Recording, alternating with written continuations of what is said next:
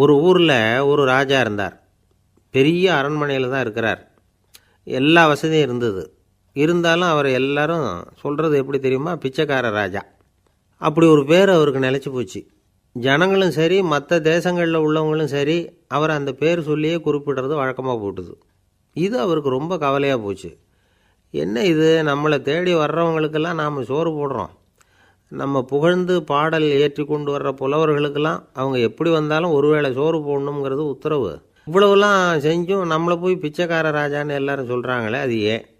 எதுக்காக இப்படி சொல்கிறாங்க? இதுதான் ராஜாவுக்கு குழப்பம். சரி, இதை பற்றி நம்ம அமைச்சர்கள்கிட்ட கேட்கலாமா அப்படின்னு யோசனை பண்ணார். இந்த விஷயத்தை போய் அவங்கக்கிட்ட எப்படி கேட்குறதுன்னு அவருக்கு தயக்கமாக இருந்தது. கௌரவ குறைச்சலாக தெரிஞ்சுது அவருக்கு. சரி, சாதாரண குடிமக்கள்கிட்ட இதை பற்றி கேட்கலாமா அப்படின்னு யோசனை பண்ணார். கேட்கலாம். ஆனால் அவங்க யாரும் ராஜா முன்னாடி வந்து நின்று தைரியமாக பேசக்கூடிய அளவுக்கு இல்லை. ராஜாவோட குழப்பம் நாளுக்கு நாள் அதிகமாக போச்சு. கடைசியாக அவர் ஒரு முடிவுக்கு வந்தார். அதாவது இதை பற்றி ஒரு பிச்சைக்காரங்கிட்டே கேட்டு பார்த்துட்டா என்ன. இதுதான் அவர் பண்ண முடிவு. உடனே மாறு வேஷம் போட்டுக்கிட்டு நகர்வலம் போனார். ஒரு பிச்சைக்காரனை கண்டுபிடிச்சார். இதை பாருப்பா, நம்ம ராஜாவை எல்லாரும் பிச்சைக்கார ராஜான்னே சொல்கிறாங்களே, அதுக்கு என்ன காரணமாக இருக்கும் அப்படின்னு கேட்டார். அதுக்கு அவன் சொல்கிறான், இதுக்கான பதிலை இன்னும் ஒரு 30 நாளில் சொல்கிறேன் அப்படின்னா. உடனே இவருக்கு சந்தோஷம். உண்மையை அவங்ககிட்ட சொன்னார். நான் வேறு யாரும் இல்லை, நான் தான் இந்த நாட்டு ராஜா. இப்போ நீ என் கூடவே வந்துடு, அரண்மனையிலேயே தங்கிக்கோ. 30 நாள் கழித்து எனக்கு பதில் சொல்லிவிட்டு அதுக்கப்புறமா நீ போகலாம் அப்படின்னு சொல்லி அழைச்சிட்டு வந்துட்டார். அரண்மனையில் ஒரு மூலையில் அவன் தங்கறதுக்கு இடம் கொடுத்தார். தினம் 2 வேளையும் இவனுக்கு சோறு போடுங்க அப்படின்னு உத்தரவு போட்டார். ராஜா கொடுத்த இடத்துல போய் உக்காந்துக்கிட்டான் அந்த பிச்சைக்காரன். தினமும் அந்த அரண்மனையில் நடக்கிறதையெல்லாம் கவனிச்சிக்கிட்டு வந்தான். வேளைக்கு சாப்பாடு வரும், சாப்பிட்டுக்கிட்டு இருக்கான். இப்படி 30 நாள் முடிஞ்சுது. ராஜா வந்தார். என்ன, என்னோட கேள்விக்கு பதில் என்னன்னு கண்டுபிடிச்சிட்டியான்னார். கண்டுபிடிச்சிட்டேன்னா. என்ன எல்லாரும் பிச்சைக்கார ராஜான்னு சொல்கிறாங்களே, அது நியாயமாக படுதா உனக்குன்னு கேட்டார். நியாயமாக தான் படுது, சந்தேகம் இல்லாமல் நீங்கள் பிச்சைக்கார ராஜா தான். என்ன தான் நீங்கள் வசதியோடவும் படைபலத்தோடவும் இருந்தால் கூட நீங்கள் எங்கள் வர்க்கத்தை சேர்ந்த ஆசாமி தான் அப்படின்னு அடித்து சொல்லிவிட்டான் அந்த ஆள். ஏனால் அப்படி சொல்கிறேன்னு கேட்டார் இவர். அரசே, ஒரு உண்மையை கண்டுபிடிச்சி சொல்கிறதா நான் உங்ககிட்ட சொன்னேன்.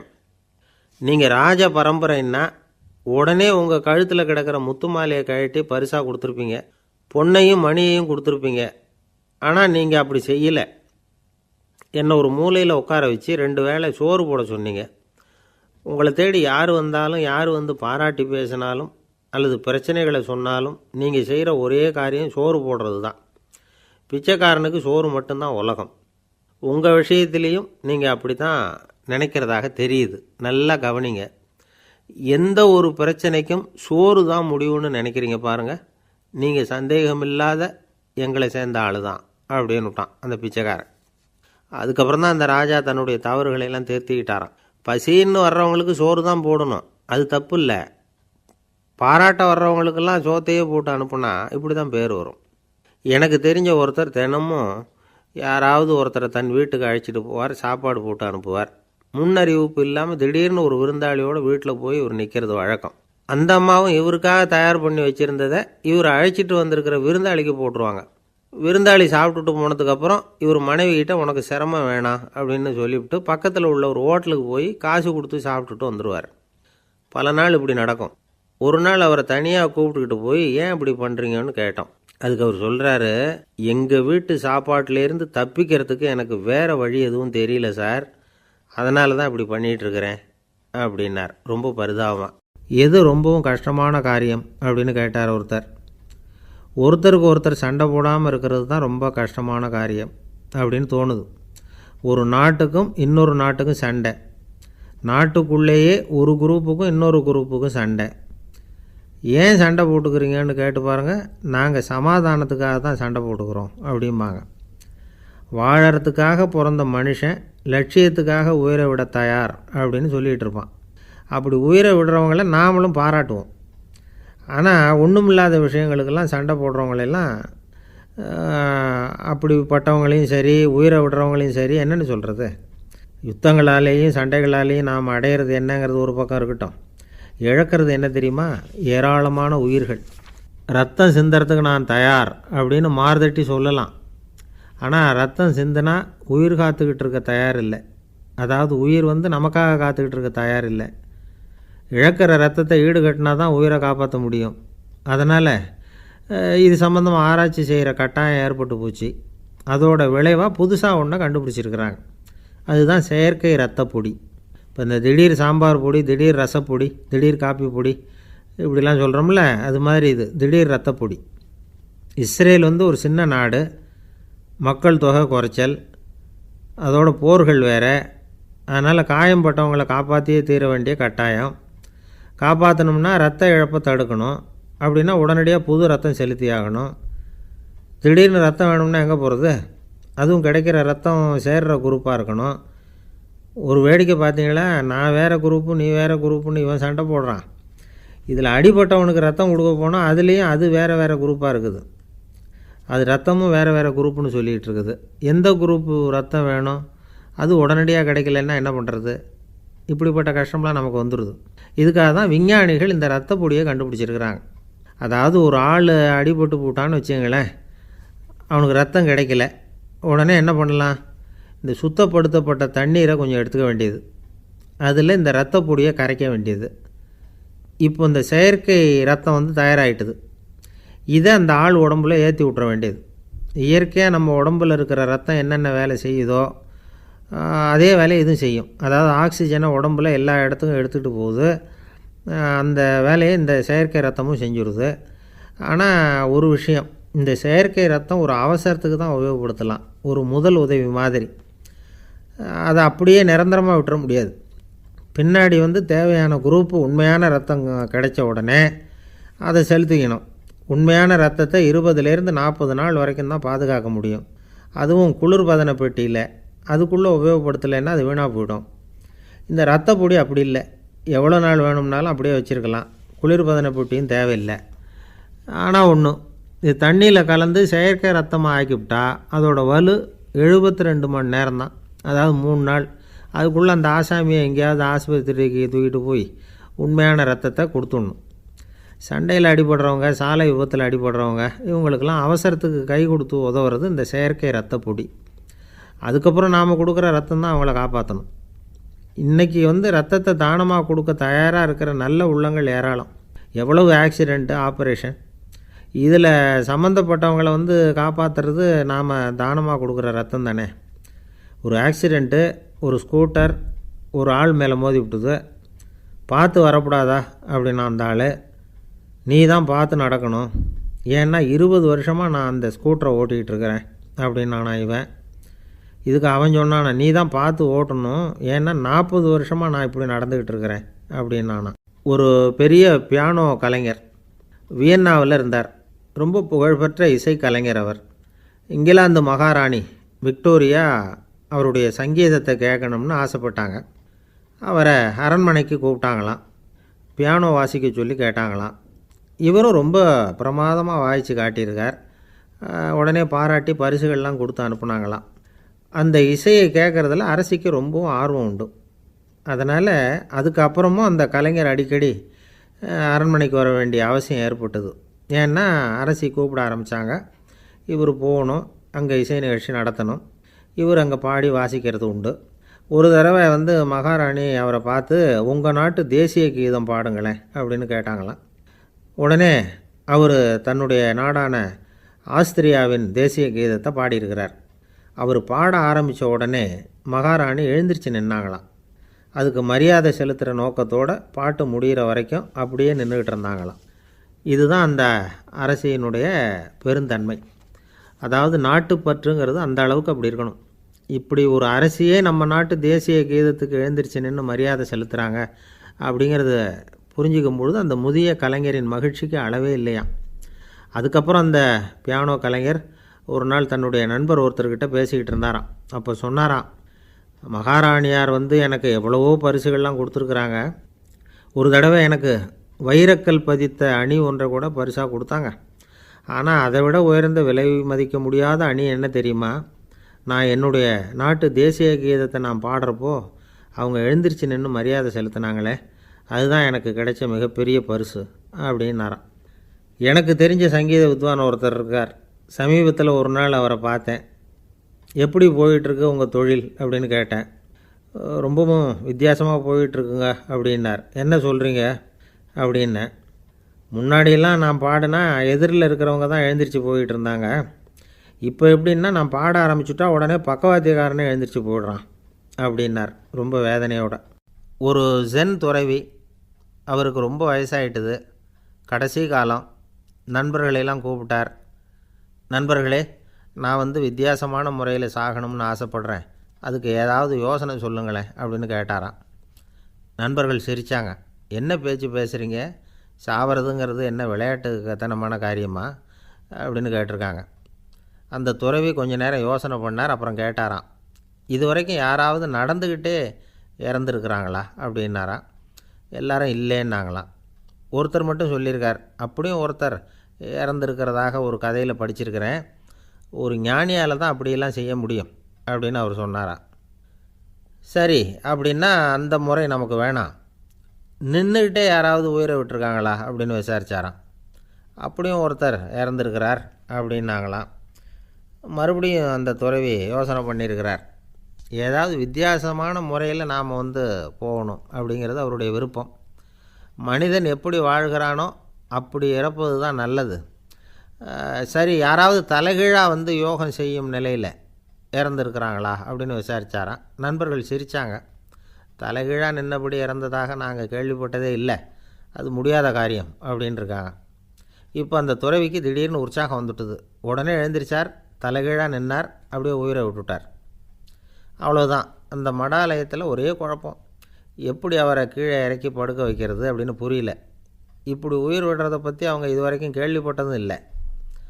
உண்மையிலேயே இவர் இறந்து தான் போனாராங்கிறதும் தெரியல. சோதித்து பார்த்தாங்க. இதய துடிப்பு, நாடி துடிப்பு எல்லாம் நின்று போயிருந்தது. இவர் எப்பவும் இப்படி தான், என்ன பண்ணுறது இப்போது அப்படின்னு சொல்லி எல்லோரும் குழம்பிக்கிட்டு இருக்கிற சமயத்தில் ஒரு பெரிய ஒரு யோசனை சொன்னார். இந்த துறவியோட மூத்த சகோதரி பக்கத்து மடாலயத்தில் இருக்கிறாங்க, அவங்கள இங்கே அழைச்சிட்டு வந்தால் ஏதாவது வழி கிடைக்கும் அப்படின்னார். அந்த அம்மாவுக்கு 90 வயசு. அழைச்சிட்டு வந்தாங்க. ஒரு குச்சியை ஊன்றிக்கிட்டு அப்படியே மெதுவாக நடந்து வந்தாங்க. தம்பி, தலைகீழாக நின்று உயிர் விட்டு இறக்கிறத பார்த்தாங்க. தம்பின்னு கூப்பிட்டு பார்த்தாங்க, ஒன்றும் காணோம். உடனே என்ன பண்ணாங்க, தன்னுடைய கைத்தடியால் தம்பியோட உடலை ஒரு தட்டு தட்டினாங்க. ஏப்பா, சாகிறப்பவும் உன்னுடைய குறும்புத்தனத்தை விடலையா, இப்படியாடா சாகிறது, ஒழுங்காக செத்து தொலை அப்படின்னாங்களாம். அவ்வளவுதான். உடனே அந்த துறவி திரும்பி நேராக நின்னார். அக்கா, கோவப்படாத, நான் ஒழுங்காக சாகிறேன், எப்படி செத்தா என்ன, எல்லாம் எனக்கு ஒன்று தான் அப்படின்னு சொல்லிவிட்டு அப்படியே தரையில் படுத்து உயிரை விட்டாராம். அதுக்கப்புறம் அந்த அம்மா கோலை கையில் எடுத்துக்கிட்டு அப்படியே திரும்பி கூட பார்க்காம அவங்க பாட்டுக்கு போயிட்டாங்களாம். மரணத்தை ஒரு விளையாட்டாக ஆக்கிய அந்த துறவிக்கு வாழ்க்கையே ஒரு விளையாட்டாக தான் இருந்திருக்குது. எந்த நோக்கமும் இல்லாமல் செயல்படுறதுன்னா என்னங்கிறதும் அவருக்கு தெரிஞ்சிருக்குது. பயனை எதிர்பார்க்காமல் பணி செய்து வாழ்ந்து மறைந்த மகான் அவர். தம்முடைய தொழிலை விளையாட்டு போல் செய்ய தெரிஞ்சவருக்கு வாழ்க்கையே ஒரு விளையாட்டாக மாறிடும். எல்லாமே விளையாட்டாகி விடுகிற போது மரணமும் விளையாட்டாகிவிடும் அப்படிங்கிறது தான் அந்த தத்துவம். ஆனால் அதுக்கு முன்னாடி உங்களுக்குள்ளே இருக்கிற உண்மையான நடிகனை நீங்கள் அடையாளம் கண்டுபிடிக்கணும். நீங்கள் நடிக்க வேண்டியதே இல்லை, நீங்கள் ஏற்கனவே நடிச்சுக்கிட்டு தான் இருக்கிறீங்க. நீங்கள் இந்த உண்மையை தெரிஞ்சுக்கணும், அவ்வளவுதான். இதுதான் ஞானிகளுடைய கருத்து. நீங்கள் தெருவில் நடந்து போயிட்டுருக்கிறீங்க, எதிரில் வர்றவர் உங்களை பார்த்து எப்படி இருக்கிறீங்கன்னு கேட்குறார். நல்லா இருக்கிறேங்கிறீங்க. உண்மையிலேயே நாம் நல்லா இருக்க மாட்டோம், ஏதாவது உடம்புல கோளாறு இருக்கும். ஆனால் அப்படி சொல்லுவோம், நல்லா இருக்கிறேன் அப்படின்னு. அது நடிப்பு தானே. உங்களை சந்தித்ததில் ரொம்ப மகிழ்ச்சி அப்படின்னு சொல்கிறோம். உடனே கொஞ்சம் நிதானமாக யோசித்து பாருங்கள், உண்மையிலேயே உங்கள் மனசு மகிழ்ச்சி அடைஞ்சுட்டுதா? அது நடிப்பு தானே. வாழ்க்கையை சரியாக புரிஞ்சுக்கிட்டால் எல்லாமே நடிப்புங்கிறது புரியும். கல்யாண பத்திரிக்கை அனுப்பியிருந்தேனே, ஏன்டா வரலன்னு கேட்டான் ஒருத்தன். வந்திருந்தேனே அப்படின்னானா இவன். டேய், ஏன்டா போய் சொல்கிற, நான் பத்திரிக்கையே உனக்கு அனுப்பலையே அப்படின்ட்டுருக்கான் அவன். அதுக்கு இவன் சொன்னானா, பத்திரிக்கை அனுப்புனேன்னு நீ போய் சொல்கிறப்போ கல்யாணத்துக்கு வந்தேன்னு நான் போய் சொல்லக்கூடாதா அப்படின்னானா. அளவுக்கு மிஞ்சினால் அமிர்தமும் நஞ்சு அப்படின்னு சொல்லுவாங்க. அது உண்மைதான். ஒருத்தருக்கு அளவுக்கு மீறிய புகழ் வந்துட்டுதுன்னு வச்சுக்கோங்க, அது கூட ஆபத்தாக போயிடுறது உண்டு. பழங்காலத்துல எல்லாம் கிரேக்க தேசத்தில் ஒரு பழக்கம் உண்டாம். அதாவது யாராவது ஒருத்தரை நாடு கடத்தணும்னா அதுக்கு ஒரு வழி உண்டு.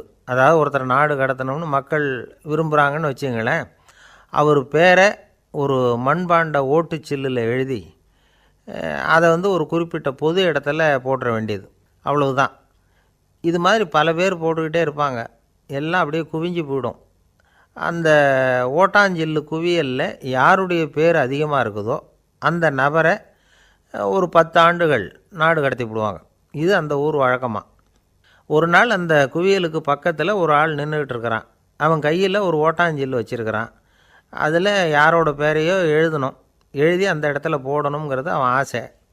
ஆனால் அவன் படிக்காதவன், அதனால் எழுத தெரியல. யாராவது அந்த வழியாக வர்றாங்களான்னு பார்த்துக்கிட்டே நின்றுக்கிட்டு இருந்தான். ஒரு பெரியவர் வந்துக்கிட்டு இருந்தார். அவர்கிட்ட ஓடினான். கையில் இருந்த மண்பாண்ட சில்லை கொடுத்தான். ஐயா, இதில் ஒரு பேர் எழுதி கொடுங்களேன்னா. அந்த பெரியவர் அதை வாங்கி கையில் வச்சுக்கிட்டு, என்ன பேர் எழுதணும் சொல்லு அப்படின்னா. இவன் சொன்னான், அரிஸ்டைடிஸ் அப்படின்னு எழுதுங்க அப்படின்னா. இதை கேட்டதும் அந்த பெரியவருக்கு அதிர்ச்சி. ஏன்னா அவர் தான் அரிஸ்டைடிஸ், தத்துவ மேதை அரிஸ்டைடிஸ் அவர். இருந்தாலும் நான் தான் அதுங்கிறத காட்டிக்காமல் அந்த ஆளுக்கிட்ட கேட்டார். அது சரிப்பா, அரிஸ்டைடிஸுங்கிற பேரை எழுத சொல்கிற, அவர் உனக்கு என்ன கெடுதல் பண்ணார்? அவர் பேரை இதில் எழுத சொல்கிறியே அப்படின்னு கேட்டிருக்கார்.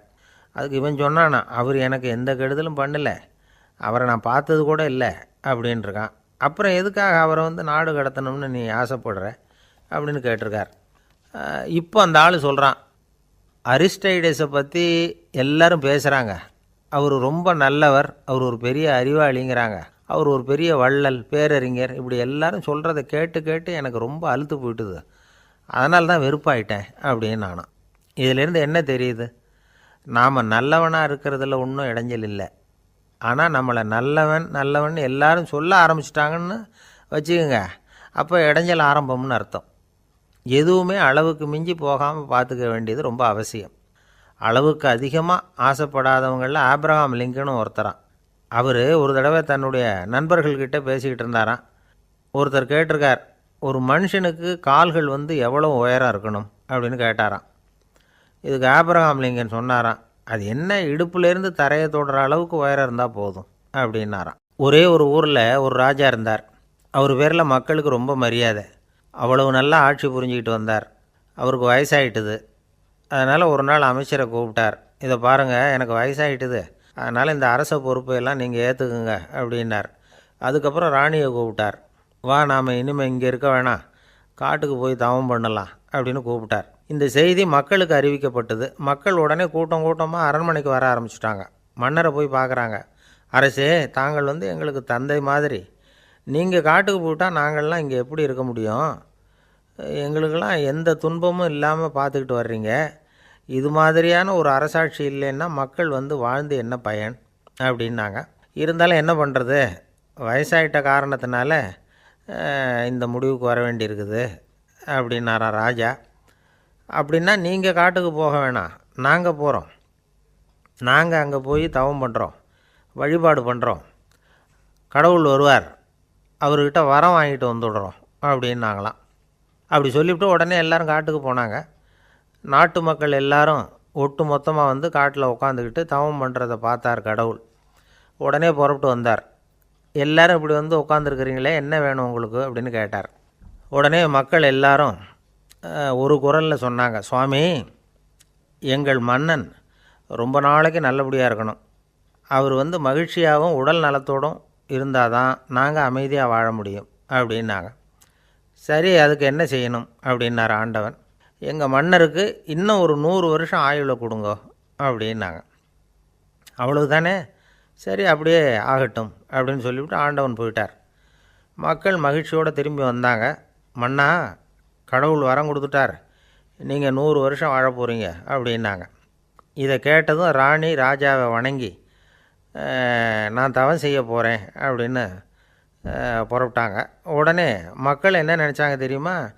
ஐயோ, நாம் ராஜாவுக்கு மட்டும்தானே நீண்ட ஆயுள் வேணும்னு வரம் வாங்கினோம், ராணிக்கு வாங்கலையே, அதுதான் கோபத்தில் புறப்பட்டாங்க போல இருக்குது அப்படின்னு நினச்சி வருத்தப்பட்டாங்க. ஆனால் ராணி நினச்சது அது இல்லை. ராணி போய் தவம் பண்ணாங்க, கடவுள் காட்சி கொடுத்தார். இவங்க கேட்குறாங்க, சுவாமி, ராஜாவுக்கு மட்டும் 100 வருஷம் ஆயுள்னு வரம் கொடுத்துட்டீங்க, அப்படின்னா குடிமக்களும் 100 வருஷம் இருக்கணும். இப்படிப்பட்ட குடிமக்கள் இல்லைன்னா அப்படிப்பட்ட அரசன் இருந்து என்ன பிரயோஜனம் அப்படின்னாங்களாம். ஆண்டவன் பார்த்தார். சரி, அவங்களும் 100 வருஷம் வாழ்வாங்க, அது மட்டும் இல்லை, நீயும் 100 ஆண்டு காலம் வாழ வரமளிக்கிறேன் அப்படின்னு சொல்லிவிட்டு மறைஞ்சிட்டார். இதில் ஆண்டவன் வர்றதும் மறையிறதும் முக்கியம் இல்லை. இதில் கவனிக்க வேண்டியது ஆள்கிறவனின் விசால மனம், குடிமக்களின் விசால மனம், ஆள்கிறவன் மனைவியினுடைய விசால மனம். இப்படி ஒரு நாடு இருந்துட்டுதுன்னா எப்படி இருக்கும் வாழ்க்கை நினச்சி பாருங்கள். அதனால தான் பெரியவங்கள்லாம் சொல்கிறாங்க, இதய வாசல் திறந்தே இருக்கணும், இதயத்தின் கதவுகளை மூடாதீங்க அப்படின்னு சொல்லுவாங்க. என்கிட்ட ஒருத்தர் சொன்னார், என்னுடைய இதய வாசல் எப்போவும் திறந்தே தான் இருக்குதுன்னார். எதனால் அப்படி சொல்கிறீங்க அப்படின்னு கேட்டோம். டாக்டரே சொல்லிவிட்டார், என்னுடைய இதயத்தில் ஒரு ஓட்டை இருக்குது அப்படின்னு, வால்வு சரியில்லையா அப்படிங்கிறார். காசி மாநகரத்தை பிரம்மதத்தன் அப்படிங்கிற ராஜா ஆட்சி பண்ணிட்டு வந்தார். அவர் ஒவ்வொரு வருஷமும் ஒரு திருவிழா நடத்துறது வழக்கம். எல்லா தேசத்திலிருந்தும் எல்லா வகையான ஜனங்களும் அதில் வந்து கலந்துக்குவாங்க. ஒரு சமயம் அது மாதிரி விழா நடந்துக்கிட்டு இருந்தது. வைகுண்டத்திலேருந்து தேவலோகத்திலேருந்து நிறைய தேவகுமாரர்கள்லாம் காசி நகருக்கு அப்போது வந்திருந்தாங்க. அதில் முக்கியமாக ஒரு 4 தேவகுமாரர்கள், அந்த 4 பேரையும் சுற்றி ஏகப்பட்ட கூட்டம். அப்படி என்ன விசேஷம் அவங்கக்கிட்ட அப்படின்னா, மற்றவங்களை விட அவங்க முகம் அழகாக இருந்ததா அப்படி பார்த்தா அப்படியும் இல்லை. அவங்க அணிஞ்சிருந்த மலர் மாலைகள் தான் அதுக்கு காரணமாக. அந்த மலர்கள்லேருந்து அப்படி ஒரு அபூர்வமான நறுமணம். இதுக்கு முன்னாடி இப்படி ஒரு நறுமணத்தை அந்த ஊர் ஜனங்க அனுபவிச்சதே இல்லை. அதுதான் அந்த 4 பேரையும் சுற்றி கூட்டம். எல்லாரும் கேள்வி கேட்க ஆரம்பித்தாங்க. உடனே அந்த 4 தேவகுமாரர்களும் எல்லாருக்கும் தெரியும்படியாக வானத்தில் எழும்பி கொஞ்சம் உயரமாக நின்றுக்கிட்டாங்க. கீழே நின்றுக்கிட்டு இருந்த அரசன்லேருந்து ஆண்டி வரைக்கும் ஒருத்தர் பாக்கி இல்லாமல் ஒரே குரலில் எல்லாரும் அவங்கள பார்த்து, எங்களுக்கும் இது மாதிரி மாலையை போட்டுக்கணும்னு ஆசையாக இருக்குது, அதுக்கு நீங்கள் தான் அருள் பண்ணணும் அப்படின்னு கேட்டுக்கிட்டாங்க. மாலை போட்டுக்கிறதுனா எல்லாருக்கும் ஆசையாக தானே இருக்கும். அந்த 4 தேவகுமாரர்களில் ஒருத்தர் புத்தர் பிரான். அவர் சொன்னார், பூலோகவாசிகளே, நான் சொல்கிறத கொஞ்சம் பொறுமையாக கேளுங்க. கக்காரு அப்படிங்கிற கற்பக விருஷத்தின் மலர்களால் தொடுக்கப்பட்டது இந்த மாலை. இதுக்கு நிறைய சக்தி உண்டு, எந்த காலமும் இது வாடாது, வாசனையும் குறையாது. ஆனால் இதை அணிந்து கொள்கிறதுக்கு சில தகுதிகள் தேவை அப்படின்னார். என்ன தகுதி அது சொல்லுங்களேன் அப்படின்னு ஏக காலத்தில் எல்லாரும் சத்தம் போட்டாங்க. தீய இயல்புகள் உள்ளவங்க, இழிந்த சிந்தனை, இழிந்த செயல் உள்ளவங்க இந்த மாலையை அணிய முடியாது அப்படின்னார். அவ்வளோதான். கூட்டத்தில் சத்தம் போட்டவங்கள்லாம் மெதுவாக அப்படி அடங்க ஆரம்பிச்சிட்டாங்க. இன்னொரு தேவகுமாரன் சொன்னார், அடுத்தவங்க பொருளை அபகரிக்காதவன், அடுத்தவங்களுக்கு கெடுதல் பண்ணக்கூடிய பொய் பேசாதவன், பேராசையினால் கெட்ட வழியில் பொருள் ஈட்ட நினைக்காதவன் இந்த மாலையை போட்டுக்கலாம் அப்படின்னார். கூட்டத்திலிருந்து யாரும் முன்னுக்கு வரல. ஒரே ஒரு ராஜகுரு மட்டும் கொஞ்சம் முன்னாடி வந்தார். பெரியவர், படித்தவர். அவர், எனக்கு தகுதி இருக்குது அந்த மாலையை போட்டுக்கிறதுக்கு அப்படின்னார். வேறு ஒன்றும் இல்லை, பொய் சொல்லியாவது அந்த மாலையை வாங்கிக்குவோமே அப்படின்னு முடிவு பண்ணிட்டார் அவர். அவ்வளோதான், மாலையை வாங்கிட்டார். அடுத்த தேவகுமாரன் பேசினார். யாருக்கு திடமான அறிவும் மனமும் இருக்குதோ, யாருக்கு நல்ல காரியங்களில் அசையாத ஈடுபாடு இருக்குதோ, நல்ல அரிய பொருள்களை தனியாக தான் மட்டும் அனுபவிக்க விரும்பாதவர் யாரோ அவர் முன்னாடி வந்து இந்த மாலையை வாங்கிக்கலாம் அப்படின்னார். அந்த தகுதியும் எனக்கு இருக்குன்னார் ராஜகுரு. மாலையை வாங்கி போட்டுக்கிட்டார். இன்னொரு ராஜகுமாரன் பேச ஆரம்பித்தார். அறநெறியில் செல்வம் சேர்க்கணும், ஆடம்பர பொருள்களுக்கு அடிமையாகக்கூடாது, வெற்றி அடைஞ்சாலும் கர்வம் வரக்கூடாது, அப்படிப்பட்டவங்க இந்த மாலையை போட்டுக்கலாம்னார். துணிஞ்சு பொய் சொல்லி அதையும் வாங்கி கழுத்தில் போட்டுக்கிட்டார் இந்த ராஜகுரு. இன்னொரு ராஜகுமாரன் சொன்னார், சான்றோர்களை நிந்திக்காதவங்க, புறம் பேசாதவங்க இந்த மாலையை போட்டுக்கலாம்னார். அதையும் வாங்கி போட்டுக்கிட்டார். திருவிழா முடிஞ்சுது, எல்லோரும் திரும்பி போயிட்டாங்க. மறுநாள் ராஜகுரு 4 மாலைகளையும் போட்டுக்கிட்டு ராஜசபைக்கு வரார். வந்தவர் ரொம்ப அவஸ்தையோடு வர்றார். மாலையெல்லாம் வாடி போயிட்டுது, வாசனை எதுவும் கிடையாது. அது மட்டும் இல்லை, அவருக்கு கடுமையான தலைவலி வேறு வந்துட்டுது. துடிச்சு போயிட்டார். மாலையை கழட்டவும் முடியல. ஜனங்கள்லாம் அவரை பார்த்து சிரிக்க ஆரம்பிச்சிட்டாங்க. என்னத்துக்கு ஆசைப்படணும், ஏன் இப்படி கஷ்டப்படணும் அப்படின்னு. ராஜா பார்த்தார். மறுபடியும் விழாவுக்கு ஏற்பாடு பண்ணினார். தேவகுமாரர்கள்லாம் வந்தாங்க. ராஜகுரு வந்தார். மக்கள் முன்னிலையில் அவங்க காலில் விழுந்தார், மன்னிப்பு கேட்டுக்கிட்டார். இந்த மாலையை போட்டுக்கிற தகுதி எனக்கு இல்லை. தகுதி இல்லாத ஒருத்தன் தகாத தகுதியை பொய் மூலம் பெறணும்னு ஆசைப்படுறாங்களே, அவங்களுக்கெல்லாம் என்னுடைய தண்டனை ஒரு எச்சரிக்கையாக இருக்கட்டும்னார். அதுக்கப்புறம் தேவகுமாரர்கள் அவர் கழுத்தில் இருக்கிற மாலையை கழட்டினாங்களாம். அந்த மாலைகளும் பழையபடி மனம் கொடுக்க ஆரம்பிச்சுட்டு தான். இதிலேருந்து நாம் தெரிஞ்சுக்க வேண்டியது என்னென்னா, நமக்கு தகுதி இல்லாத ஒரு கௌரவம் நம்மக்கிட்ட தானாக வந்தால் கூட அதை வந்து தவிர்த்து விடுறது தான் நல்லது. அதுதான் புத்திசாலித்தனம். ஒருத்தர் வந்தார், சார் எங்கள் இலக்கிய மன்ற விழாவுக்கு நீங்கள் வந்து தலைமை தாங்கணும்னார். உடனே இவர் சொன்னார், பேச்சாளர், சார் இலக்கியத்தை பற்றி பேசுகிற தகுதி எனக்கு இல்லையே அப்படின்னார். உடனே அவர் கூப்பிட வந்தவர் சொன்னார், அந்த தகுதி உங்களுக்கு இல்லைங்கிறது எங்களுக்கும் தெரியும் சார், அதனால தான் உங்களை தலைமை தாங்க கூப்பிட்றேன் அப்படின்னார். அது சரி, தலைமைன்னா அதுக்கு இவர் என்ன தான் அர்த்தம் பண்ணுறாருன்னு தெரியல. நம்மளில் சில பேர் ரொம்ப தைரியமாக இருப்பாங்க. நாம் கூட சொல்கிறது உண்டு, அந்த ஆளுகிட்ட வர்றதுக்கு எமன் கூட பயப்படுவான் அப்படின்னு சொல்கிறது உண்டு. தைரியசாலிகளை நெருங்கிறதுக்கு யமன் பயப்படுவான் அப்படின்னு சொல்கிறது உண்மை தான். அது பொய் இல்லை. மன வலிமை இருக்குது பாருங்கள், அது மனுஷனை காப்பாற்றும். இது வந்து மருத்துவ ரீதியான உண்மை. உடல் கோளாறுகள் மன ஆரோக்கியத்தை பாதிக்கும். மன எழுச்சி, மன போராட்டம் இதெல்லாம் வந்து உடல் இயக்கத்தில் மாறுதலை உண்டாக்குது. சில வகையான நோய்களுக்கும் மனசுக்கும் இருக்கிற சம்பந்தம் என்னங்கிறத பற்றியெல்லாம் இப்போ ஆராய்ச்சி பண்ணுறாங்க. ஆஸ்மா, மூட்டு வலி, பெருங்குடல் அழற்சி, உயர் இரத்த அழுத்தம், சோரியாசிஸுங்கிற தோல் வியாதி, வயிற்று புண்ணு, இந்த தைராய்டு நச்சுத்தன்மை, இது மாதிரி நோய்களை உண்டாக்குறதுல மனசோட பங்கு என்னங்கிறத பற்றியெல்லாம் ஆய்வு பண்ணி பார்த்துருக்குறாங்க. எதுக்கு எடுத்தாலும் சோர்ந்து போகிறது, தோண்டு போகிறது, இப்படிப்பட்ட மனவாகு, அதோடு யாரும் நமக்கு உதவ முடியாது அப்படிங்கிற மனோபாவம், கைவிடப்பட்ட மனநிலைமை, இதெல்லாம் வந்து நோயோட தீவிரத்தை ரொம்ப அதிகரிக்க செய்யுதான். இவங்கெல்லாம் அந்த கைகால் வலிக்குது, உடம்பு அசதியாக இருக்குது, தூக்கம் வரல, முதுகு வலிக்குது, உடம்பில் வந்து உணர்ச்சி குறையுது, கை கால் விரல்லாம் மரத்து போகுது, இப்படி ஏதாவது சொல்லிக்கிட்டு டாக்டர்களை தேடி வந்துக்கிட்டு இருப்பாங்க. நெஞ்சு வலி வந்து யாருக்கு வருது தெரியுமா?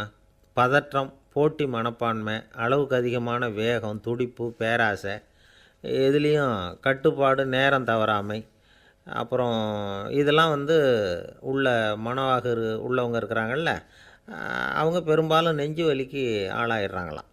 ஃப்ரீட்மேன் அப்படிங்கிறவர் நிறைய ஆராய்ச்சியெல்லாம் பண்ணி பார்த்துட்டு இதை உறுதிப்படுத்தியிருக்கிறார்.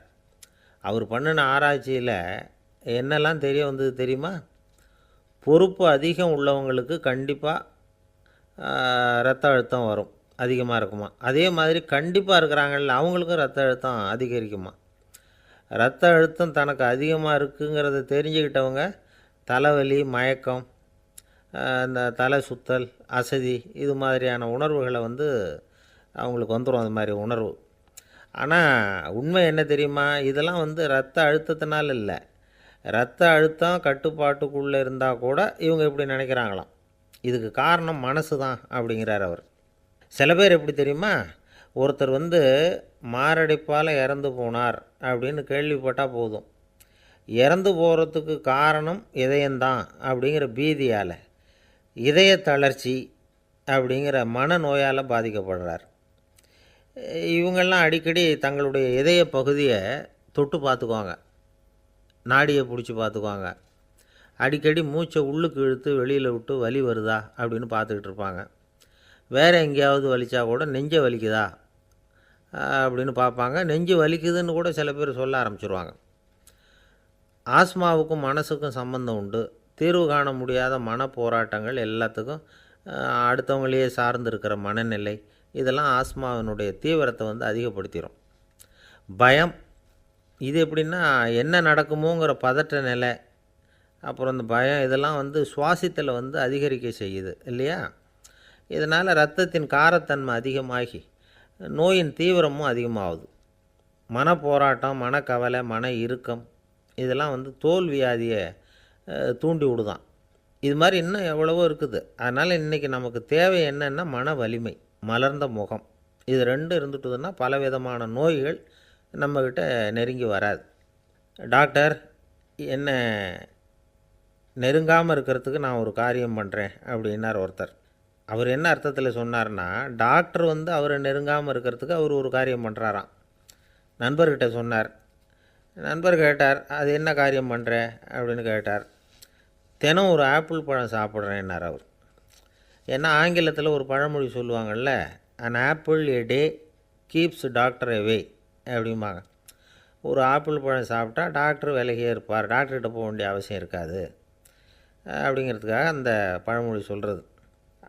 என்ன, நான் யாருமே நெருங்காமல் இருக்கிறதுக்கு நான் ஒரு காரியம் பண்ணுறேன்னார் இன்னொருத்தர். டாக்டர் நெருங்காமல் இருக்கிறதுக்கு ஆப்பிள் பழம் சாப்பிட்றேன்னார் அவர். என்னை யாருமே நெருங்காமல் இருக்கிறதுக்கு நான் ஒரு காரியம் பண்ணுறேன்னார் இன்னொருத்தர். அது என்னன்னு கேட்டோம். தினம் ஒரு பூண்டு சாப்பிட்றேன்னார். ஏ கார்லிக் எ டே கீப்ஸ் எவ்ரிபடி அவே அப்படின்னு அதுக்கு ஒரு புது விளக்கமும் கொடுத்தார். என்னை விட யோக்கியம் இந்த உலகத்தில் வேறு யாரும் இல்லை சார் அப்படின்னார் ஒருத்தர். அவரை விட அயோக்கியன் வேறு யாரும் இருக்க முடியாதுங்கிற முடிவுக்கு கேட்டவங்க வந்துட்டாங்களாம். மனுஷனுக்கு இருக்கிற ஒரு மிகப்பெரிய குறையே தன்கிட்ட இருக்கிற குறை அவனுக்கு தெரியாமல் போகிறது தான். ஆனால் அடுத்தவங்ககிட்ட இருக்கிற குறை இவனுக்கு தெளிவாக தெரிஞ்சிடும். ஒரு ஒட்டகம் ஒரு கொக்கை பார்த்து ஒரு கேள்வி கேட்டு தான். என்ன கேள்வி தெரியுமா? உன் கழுத்து ஏன் இப்படி வளைஞ்சி போயிருக்குது அப்படின்னு கேட்டிருக்கு. இதுக்கு உடம்பே வளைச்சல். இது போய் கொக்கை கிண்டல் பண்ணுது. இன்றைக்கி மனித சுபாவமும் கிட்டத்தட்ட இப்படி தான் இருக்குது. இந்த உலகத்தில் குறையில்லாத மனிதர்கள் யாரும் கிடையாது, நாம் உள்பட. அப்படிங்கிறத முதல்ல நாம் நல்லா புரிஞ்சுக்கணும்.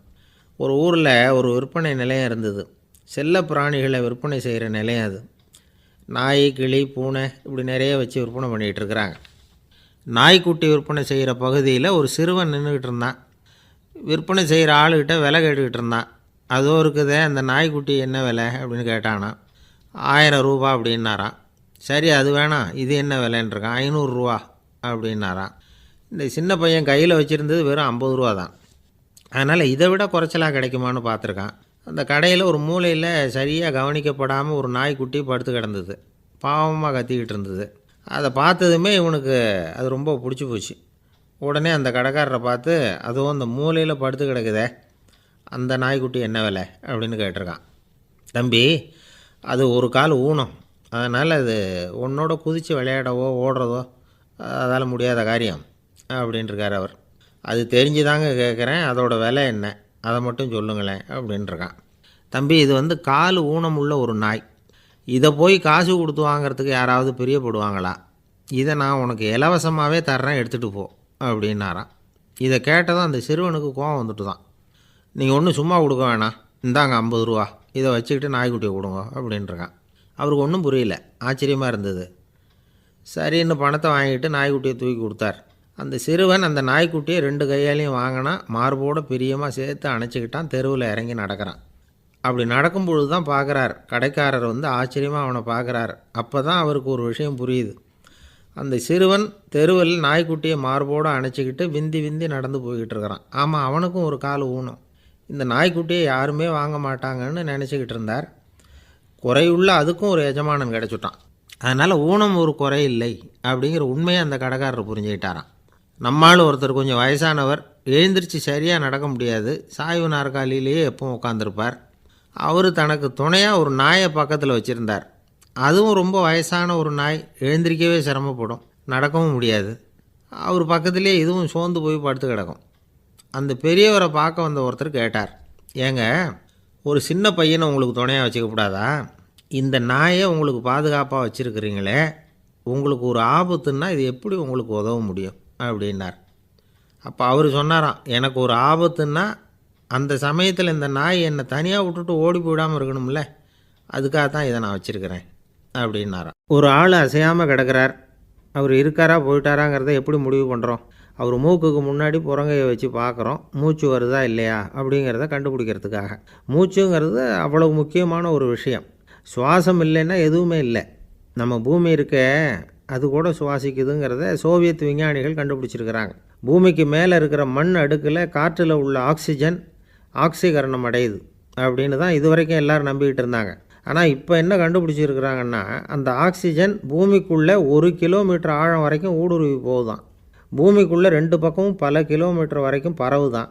பூமிக்குள்ளே இருக்கிற நீர்நிலை அடுக்குகள் தான் நுரையீரல் செய்கிற வேலையை செய்யுதான். நம்ம உடம்புல நுரையீரல் இல்லைன்னா ஒன்றும் நடக்காது. ஒரு மரத்தை தலைகீழாக தொங்க போட்டால் எப்படி இருக்கும்? அப்படி யோசிச்சு பாருங்கள். அப்படி தான் இதுவும், நுரையீரலும் அப்படி தான் இருக்கும். வலது பக்கம் ஒன்று, இடது பக்கம் ஒன்று. வலது பக்கம் நுரையீரல் கொஞ்சம் பெருசாக இருக்கும், நுட்பமான நரம்பு குழாய்கள் அதில் இருக்கும். கோடிக்கணக்கான நுண்ணிய குழாய்களை வச்சுக்கிட்டு தான் அது வேலை செய்யுது. 25 கோடி குழாய்கள் இருக்கும். அதை அப்படியே முழுசாக பிரித்து பரப்புனா ஒரு டென்னிஸ் கோர்ட்டில் பாதி பரப்பளவு இருக்குமா. நுரையீரல் நிறம் கருஞ்சிவப்பு தான். புகை அதிகமாக உள்ளே போச்சுன்னா அது கருப்பாகிடுது. காற்றுல உள்ள பிராணவாயுவை இது இழுத்து எடுத்துக்கிட்டு ரத்தத்தை சுத்தப்படுத்துகிற முக்கியமான வேலையை இது செய்யுது. அசுத்த காற்றை வெளியில் அனுப்பி வச்சுருது. ஒருத்தர் வேகமாக ஓடி வரார், அவருக்கு மூச்சு இறைக்கும். பயங்கரமாக எதையாவது பார்த்து விடுறார், உடனே மூர்ச்சை ஆகிடுவார். இது மாதிரி சமயங்களில் வேறு எந்த தூண்டுதலும் இல்லாமல் நுரையீரல் தானாகவே இயங்கும். இப்படி ஒரு அவசியம் ஏற்படுறப்போ இயக்கத்தை தூண்டி விடுற முக்கியமான இணைப்பு மூளைக்கு கீழே முதுகு எலும்புக்கு மேற்பகுதியில் இருக்குது. அது உடனே சுவாசத்துக்கு அவசர உதவியை கொடுக்குது. இப்போ ஒருத்தர் பேசாமல் உட்காந்துருக்கார். இந்த சமயத்தில் அவருக்கு 1 பங்கு காற்று தேவைப்படுதுன்னு வச்சுக்கோங்க. அவர் எழுந்திரிச்சு நடக்கும் பொழுது 1.5 மடங்கு தேவைப்படும். ஓடுனார்னா 3 மடங்கு தேவைப்படும். படுத்துருக்கிறப்ப 1/2 மடங்கு தான் தேவைப்படும். இதுக்கு நிமிஷத்துக்கு 16 தடவை மூச்சு விட்டாகணும். இப்படி சாதாரணமாக உள்ளே இழுக்கிற காற்று கொஞ்சம்தான் இருந்தாலும் இது மாதிரி 8 மடங்கு காற்றை உள்ளே இழுத்து வச்சுக்கிற சாமர்த்தியம் நுரையீரலுக்கு இருக்குதான். தண்ணி, நுண்கிருமிகள், ரசாயன பொருள் இப்படி எது உள்ளே போனாலும் நுரையீரல் சமாளிச்சுக்கும். 30 வருஷமாக விடாத புகை பிடிக்கிறவர் தொடர்ந்து உள்ளே அனுப்பி வைக்கிற புகையை கூட சமாளிக்குதுன்னா பார்த்துங்களேன். உள்ளே போகிற புகை நுட்பமான சுவாச முடிச்சுகளை அழிச்சு விடுது. கறி புகை அது மேலே படிஞ்சு உபயோகம் இல்லாமல் பண்ணிவிடுது. ஆனாலும் தேவைக்கு அதிகமாக 8 மடங்கு கூடுதலாக சுவாச முடிச்சுகள் நம்ம உடம்புக்குள்ளே இருக்கிறதுனால சமாளிக்க முடியுது. சமாளிக்க முடியலன்னா சில சமயம் மூச்சு திணறும். அதை ஒரு எச்சரிக்கையாக எடுத்துக்கிட்டு புகை பிடிக்கிற பழக்கத்தை விட்டுடணும். அதுதான் நல்லது. ஆனால் அப்படி யார் விடுறது? இணை பிரியாத 2 நண்பர்கள் இருந்தாங்களாம். 2 பேரும் விடாமல் சிகரெட்டு குடிக்கிறவங்க. அதில் ஒருத்தன் செத்து போட்டான். இன்னொருத்தன் அதுக்கப்புறம் 2 சிகரெட்டாக குடிக்க ஆரம்பித்தானான். ஏன் இப்படி பண்ணுறேன்னு கேட்டிருக்காங்க. நான் ஒரு சிகரெட்டு தான் குடிக்கிறேன், செத்து போன என்னுடைய ஃப்ரெண்டு இருக்கானே செத்து போனவன், அவனுக்காக இன்னொரு சிகரெட்டு குடிக்கிறேன் அப்படின்னு நானான். இது ரொம்ப ஆபத்து, விட்டுடு அப்படின்னு சொல்லியிருக்காங்க. சரின்னு ஒத்துக்கிட்டான். ஆனால் அதுக்கப்புறமும் ஒரு சிகரெட் வீதமாக குடிச்சிக்கிட்டே இருந்தான். சிகரெட்டு பழக்கத்தை நீ இன்னும் விடலையான்னு கேட்டாங்களாம். அந்த பழக்கத்தை நான் எப்போ விட்டுட்டேன், இப்போ நான் குடிக்கிறது என் ஃப்ரெண்டுக்காக அப்படின்னு நானான். இவங்கெல்லாம் எப்படி திருந்துறது? ஒரு ஊரில் ஒரு ராஜா இருந்தார். அவர் அடிக்கடி காட்டுக்கு வேட்டையாட போவார். சில நண்பர்களையும் கூட அழைச்சிக்கிட்டு போவார். காட்டுக்கு போனதும் ஆளுக்கு ஒரு பக்கமாக போய் வேட்டையாடுவாங்க. சாயந்தரமாக திரும்பி வருவாங்க. மறுநாள் அரண்மனையில் உட்காந்து ஒவ்வொருத்தரும் அவங்க அனுபவங்களை எல்லாம் சொல்லிக்குவாங்க. அவங்க வீரத்துக்கு தகுந்த மாதிரி பரிசை அந்த ராஜா கொடுப்பார். இது மாதிரி ஒரு தடவை எல்லோரும் வேட்டைக்கு போயிட்டு திரும்பி வந்ததும் உட்காந்து பேச ஆரம்பிச்சிருக்கிறாங்க. ஒருத்தன் சொன்னான், தன்னுடைய வீர தீர செயலை பற்றி அளக்க ஆரம்பிச்சிட்டான். ஏன்னா அதுக்கு பரிசு கிடைக்க போகுதில்ல, அதனால். அவன் என்ன சொன்னான் தெரியுமா? அரசே, நேற்றுக்கு காட்டில் என்னாச்சு தெரியுமா? எனக்கு நேராக ஒரு சிங்கம் வாயை திறந்துக்கிட்டு வந்துட்டுது. நான் பயப்படவே இல்லை. உடனே ஒரு கல்லை எடுத்து குறி பார்த்து வீசினேன். சிங்கத்து வாய்க்குள்ளே போய் அந்த கல் மாட்டிக்கிட்டுது. அவ்வளவுதான். அந்த சிங்கம் என்னை பார்த்துட்டு பயந்துட்டு ஒரே ஓட்டமாக திரும்பி ஓடி போயிட்டுது அப்படின்னா. ஆஹா பலே அப்படின்னு எல்லாரும் கை தட்டினாங்க. 2வது ஆள் ஒருத்தன் எழுந்திரிச்சான். அவன் சொல்ல ஆரம்பித்தான், அரசே, நான் போன வழியில் 2 பெரிய மலைப்பாம்பு கிடந்தது. என்னை முழுங்கிறதுக்கு வந்தது. நான் என்ன பண்ணேன் தெரியுமா? அந்த 2 பாம்போட வாலையும் ஒன்றா சேர்த்து முடிச்சு போட்டுட்டேன். அவ்வளவுதான். அது அங்கே இழுக்க இது இங்கே இழுக்க முடிச்சு நல்லா இறுகி போட்டுது அப்படின்றான். ஆஹா அற்புதம்னு சொல்லி எல்லாரும் கை தட்டினாங்களாம். அடுத்தபடியாக 3வது ஆள் ஒருத்தன் வந்தான். அவன் சொல்ல ஆரம்பித்தான், மன்னா, நான் போன பாதையில் குறுக்க ஒரு ஆறு, அதில் இறங்கி குளித்தேன். யாரோ காலை பிடிச்சி இழுக்கிறது மாதிரி இருந்தது. திரும்பி பார்த்தா ஒரு பெரிய முதலை. நான் உடனே அப்படியே ஒரு துள்ளல் துள்ளி அது முதுகில் போய் உக்காந்துக்கிட்டேன். அதை அப்படியே கரைக்கு நீந்த வச்சேன். கரைக்கு வந்து சேர்ந்ததும் அப்படியே ஒரே துள்ளி குதித்து கரைக்கு வந்துட்டேன் அப்படின்றான். அவன் தன்னுடைய வீரத்தை அப்படி சொல்லியிருக்கான். அடடா எப்பேற்பட்ட வீரம் அப்படின்னு எல்லாரும் கை தட்டினாங்களாம். 4வது ஆள் எழுந்திரிச்சான். மன்னா, நான் போன இடத்துல ஒரு கரடி என்னை துரத்த ஆரம்பிச்சுட்டுது. நான் ஒரு மலை உச்சிக்கு வந்துட்டேன். அதுக்கப்புறம் ஒரு அடி எடுத்து வச்சாலும் அதில் பாதாளத்தில் விழ வேண்டியது தான். அந்த நேரம் பார்த்து ஒரு பெரிய ராட்சச கழுகு அந்த பக்கமாக பறந்து வந்தது. நான் உடனே அப்படியே உயர எழும்பி அந்த கழுகோட காலை பிடிச்சிக்கிட்டேன். அப்படியே தொங்கிக்கிட்டே வந்தேன். ஒரு நல்ல இடம் வந்ததும் தொப்புன்னு கீழே குதித்து நடந்து வந்துட்டேன்னா. இதுக்கும் எல்லோரும் கை தட்டுறாங்க. கடைசியாக ஒரு ஆள் எழுந்திரிச்சான். அரசே, நான் போன வழியில் ஒரு பெரிய யானை குறுக்க வந்தது. பயங்கரமாக சத்தம் போட்டுக்கிட்டே வந்தது. நான் பயந்து ஓடலை. உடனே என்ன பண்ணேன் தெரியுமா? அந்த யானையோட வாலை பிடிச்சி தூக்கினேன். தலைக்கு மேலே தூக்கி கரன்னு சுற்றினேன். வேகமாக சுற்றி வீசி எறிஞ்சேன். அவ்வளவுதான். அதே ஸ்பீடில் அந்த யானை மேலே போக ஆரம்பிச்சுட்டுது. இன்னும் கூட அது போய்கிட்டே தான் இருக்குது, கீழே விழவே இல்லைன்னா. இதை கேட்டதும் ராஜாவுக்கு கோபம் வந்துட்டுது. என்னை என்ன முட்டாள்னு நினச்சிக்கிட்டு பேசுகிறியா? யானையை வந்து நீ வாழை பிடிச்சி தூக்குன, அதை நான் நம்பணுமா அப்படின்னார். உடனே இவன் பணிவாக பதில் சொன்னான். அரசே, ஒரு சிங்கத்து வாயில் கல் மாட்டிக்கிட்டதை நம்புறீங்க, மலைப்பாம்பு வாழை பிடிச்சி முடிச்சு போட்டதை நம்புறீங்க, முதல்ல முதுகில் சவாரி பண்ணதையும் நம்புறீங்க, கழுகு காலை பிடிச்சிக்கிட்டு பறக்கிறதையும் நம்புறீங்க. அப்படி நம்புறப்போ நான் சொன்னதை மட்டும் நம்பக்கூடாதா அப்படின்னு கேட்டானான். பொய் சொன்னவங்கெல்லாம் தலையை தொங்க போட்டுக்கிட்டாங்களாம். ராஜா அவங்கள பார்த்து சொன்னாராம், நீங்கள் எல்லாரும் என்னை முட்டாளாக்கியிருக்கிறீங்க. கடைசியாக பேசின இவன் தான் எனக்கு உண்மை எது பொய் எதுங்கிறத புரிய வச்சிருக்கிறான். இவன் தான் உண்மையான தைரியசாலி அப்படின்னு சொல்லி அவனுக்கே பரிசையெல்லாம் கொடுத்து பாராட்டினாராம். இப்படி ஒரு கதை. உண்மையை நிலைநாட்டுகிறவன் தான் உண்மையான வீரன் அப்படிங்கிறத இதிலிருந்து நாம் புரிஞ்சுக்கணும். இந்த காலத்துல எல்லாம் பொய் சொன்னால் தான் பிழைக்க முடியுங்கிறது ஒரு சில பேரோட நம்பிக்கை. ஒரு அப்பாவுக்கு தன் மகனுக்கு பொய் சொல்ல தெரியலையேங்கிற கவலை. பொய் சொன்னால் தான் இந்த உலகத்தில் பிழைக்கலாம், ஆனால் இவனுக்கு அது தெரியலையே, அதனால் இவனை அழைச்சிட்டு போய் நடுக்கடலில் விட்டுட்டு வந்துடுவோம் அப்படின்னு அழைச்சிட்டு புறப்பட்டான். கடற்கரைக்கு போனான். மகனுக்கு சந்தேகம், எங்கேப்பா என்னை அழைச்சிட்டு போகிறேன்னு கேட்டிருக்கான். கடலில் மீன் பிடிக்க கற்றுக் கொடுக்க போகிறேன் உனக்கு அப்படின்னானா. நான் ஏற்கனவே மீன் பிடிச்சிட்டேனேன்னானா இவன் மகன். எங்கே அதுன்னு கேட்டிருக்கான் அப்பங்காரன். சுட்டு சாப்பிட்டுட்டேன்ருக்கான் புள்ள. அப்பங்காரன் பார்த்தான், சரி நம்ம புள்ள பொழைச்சிக்கோ அப்படின்னு சொல்லி திருப்பி அழைச்சிட்டு வந்துட்டானான். ஒரு தடவை நாரதர் ஒரு தெரு வழியாக போய்கிட்டு இருந்தார். வழியில் ஒருத்தர் வேத சாஸ்திரம்லாம் படிச்சுக்கிட்டு உட்காந்துருந்தார். அவர் நாரதரை பார்த்து எங்கே போயிட்டுருக்குறீங்கன்னு கேட்டார். கடவுளை பார்த்துட்டு வரலாம்னு போயிட்டுருக்கிறேன் அப்படின்னார் நாரதர். அப்படின்னா அவர்கிட்ட எனக்கு எப்போ முக்தி கிடைக்கும்னு கேட்டுட்டு வாங்களேன் அப்படின்னார் இவர். சரி கேட்டு வரேன் அப்படின்னு சொல்லிவிட்டு நாரதர் நடந்தார். கொஞ்சம் தூரத்தில் ஒரு மரத்தடியில் ஒரு தொழிலாளி செருப்பு தைச்சிக்கிட்டு உட்காந்துருந்தார். அந்த ஆளும் அதே மாதிரி கேட்டுக்கிட்டார். எனக்கு எப்போ முக்தி கிடைக்கும்னு கடவுள்கிட்ட கேட்டுக்கிட்டு வாங்களேன்னார். அவர்கிட்டையும் சரின்னு சொல்லிவிட்டு நாரதர் நேராக வைகுண்டத்துக்கு வந்து சேர்ந்தார். கடவுளை பார்த்தார். இவங்க 2 பேரும் சொல்லி அனுப்பின விஷயத்தை பற்றி கேட்டார். அதுக்கு கடவுள் சொன்னார், அந்த செருப்பு தைக்கிற தொழிலாளி உடல் நீத்ததும் உடனே என்னை வந்து அடைவான். ஆனால் அந்த சாஸ்திரம் படித்த ஆள் இப்போதைக்கு என்கிட்ட வந்து சேரமாட்டான். அவன் இன்னமும் பல பிறவிகள் எடுத்து அங்கேயே இருக்க வேண்டியிருக்குது. எப்போ இங்கே வந்து சேருவான்னு எனக்கே தெரியாது அப்படின்னார். நாரதருக்கு இதோட ரகசியம் என்னங்கிறது புரியல. எனக்கு ஒன்றும் புரியலையேன்னாரான் கடவுள்கிட்ட.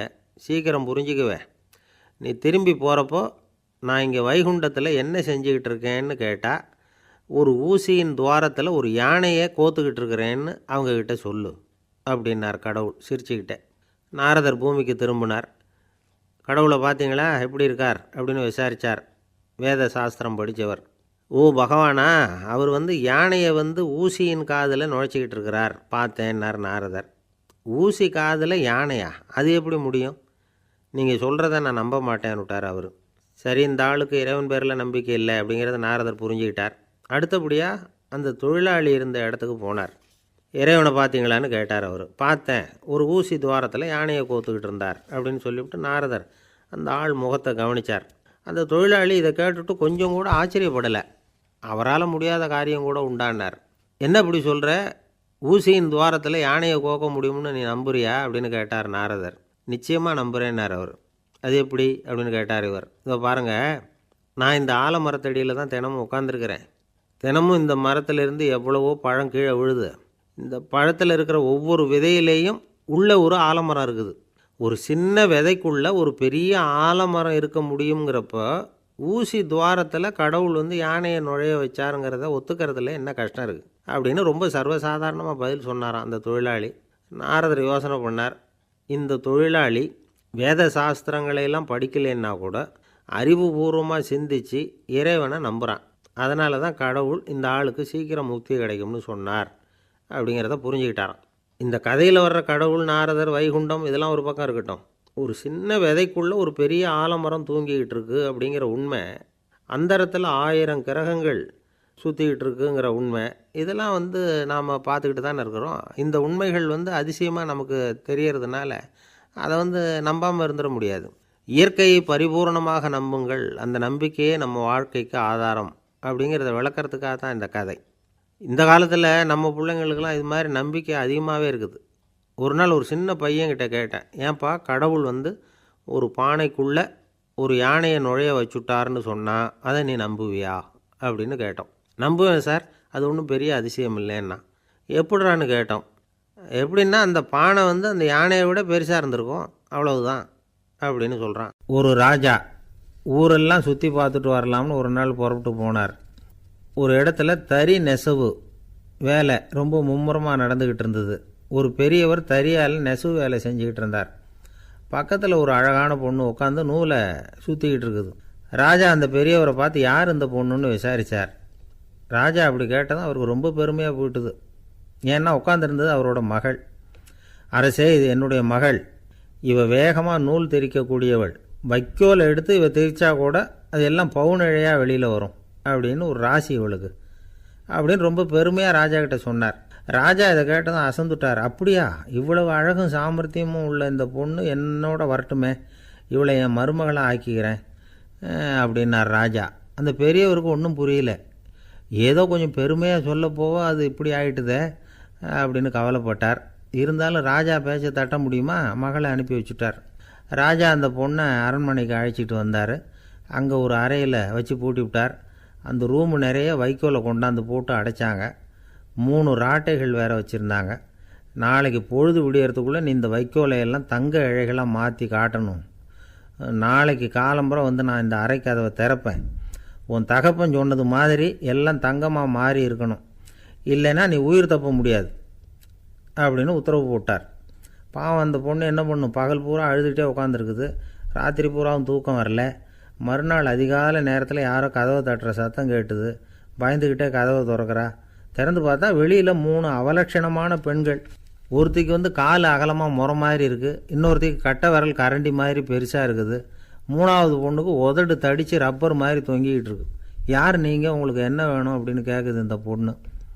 நாங்கள் உங்களுக்கு உதவி செய்கிறதுக்கு தான் வந்திருக்கிறோம் அப்படின்னு சொல்லி உள்ளே வந்தாங்க. உட்காந்தாங்க. கொஞ்ச நேரத்துக்குள்ளே உள்ளே இருந்த வைக்கோலையெல்லாம் தங்க இழைகளாக மாற்றி கொடுத்துட்டு போயிட்டாங்க. காலையில் ராஜா வந்தார், பார்த்தார். ஆகா பேஷுனார். இன்னும் கொஞ்சம் வைக்கோலை கொண்டாந்து அந்த ரூமில் போட சொன்னார்.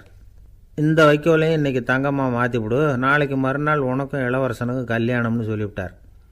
இன்றைக்கி ராத்திரி அந்த 3 பொண்ணுங்களும் வந்தாங்க. வைக்கோலை பொண்ணு இழைகளாக மாற்றினாங்க, புறப்பட்டாங்க. இந்த பொண்ணு அவங்க காலில் விழுந்து வணங்கினா. என் உசுரை காப்பாற்றினீங்க, உங்களுக்கு நான் என்ன கைமாறு செய்ய போகிறேன் அப்படின்னா. பயப்படாத, நீ விரும்பினா எங்களுக்கு ஒரு உதவி செய்யலாம். உன்னுடைய கல்யாணத்துக்கு நாங்கள் 3 பேரும் வரோம். நீ எங்களை வந்து வரவேற்று ராஜாக்கிட்டேயும் இளவரசர்கிட்டையும் நாங்கள் வந்து உன்னோட பெரியப்பா பொண்ணுங்கன்னு சொல்லி அறிமுகப்படுத்தி வை, நாங்கள் விருந்து சாப்பிட்டுட்டு போயிடுறோம் அப்படின்னாங்க. ரொம்பவும் சந்தோஷமாக சரின்னு ஒத்துக்கிட்டா. கல்யாண நாள் வந்தது. கல்யாணம் ரொம்ப கோலாகலமாக நடந்துக்கிட்டு இருக்கு. எல்லா தேசத்து ராஜா ராணிகளும் வந்துக்கிட்டு இருக்கிறாங்க.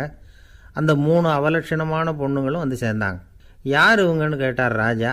என் பெரியப்பா பொண்ணுங்க அப்படின்னா அந்த பொண்ணு. காலும் உதடும் கட்டை விரலும் ஏன் இப்படி உங்களுக்கு அவலட்சணமாக ஆயிட்டுது அப்படின்னு கேட்டார்.